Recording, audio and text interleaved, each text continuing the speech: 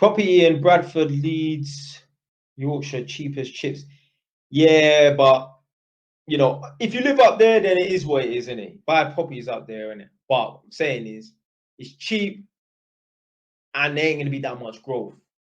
That's the thing with London. It's expensive, but you get the growth. Northampton isn't as expensive, but there isn't as much growth. Like Northampton is almost like the perfect area to kind of invest in properties and that. The properties are of a decent value, you know, they're acquirable, but they're not too expensive, and they also go up in value, okay, like at a decent rate.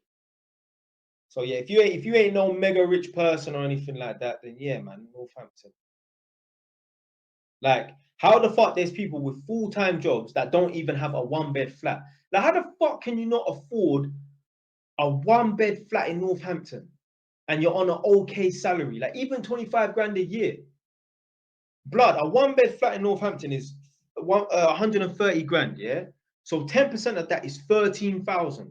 You can't afford to put down a 10% deposit. Your salary is so low that, let's say you put down a 10% deposit of 130,000, which is 117,000 you're borrowing from the bank, because 130 minus 13,000 is 117,000. Your salary is so shit that if they multiply your salary by 5 or 4.5, you can't reach 117, call it 120. I remember I met some woman and she was like, my son, this is in Northampton on one of these council jobs. My son, he's moved up to like Newcastle or somewhere up in the north somewhere. She was like, he couldn't afford to buy a property in Northampton, so he's gone far up north to buy it, because like this person said, it's cheap as chips. So I was thinking, how can he not afford to buy look, if you can't afford to buy a house because the house is 200 grand, maybe. But if you can't afford to buy a flat in Northampton, flats, these times they were 125 grand, 130 grand. The fuck you spending your money on and that? Like, how shit is your salary? Then she went on to say, yeah, my son, he drives one of the top of the range A-class Mercedes.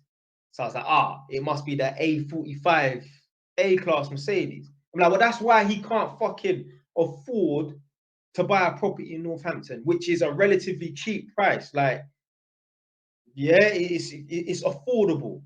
She was like, yeah, he loves all that designer gear, designer clothes and that. Well, this is the fucking problem. So because you didn't know how to delay gratification, because you wanted to live this pretentious lifestyle and live above your means and try to look like a celebrity, when on the scale, you're actually a peasant, technically. Now you can't even remain in the area that you grew up in, you have lots of friends in, which is affordable. Because I grew up in Edmonton, got people around there, but it's not affordable because of how inflated London house prices are. But Northampton house prices are not inflated. Do you know what? Northampton house prices are almost like the best sort of like reflection, or is how it's kind of how it's supposed to be. You know, like before, yeah, like a house was like 3 times someone's salary, and that. Actually, no, it's still even a bit more, you know.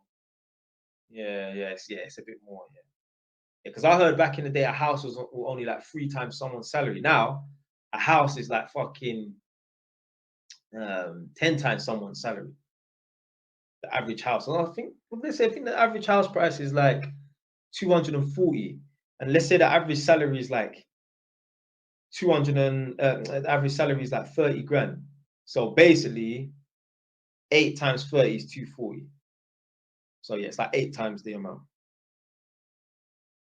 Yeah, that's too much, man.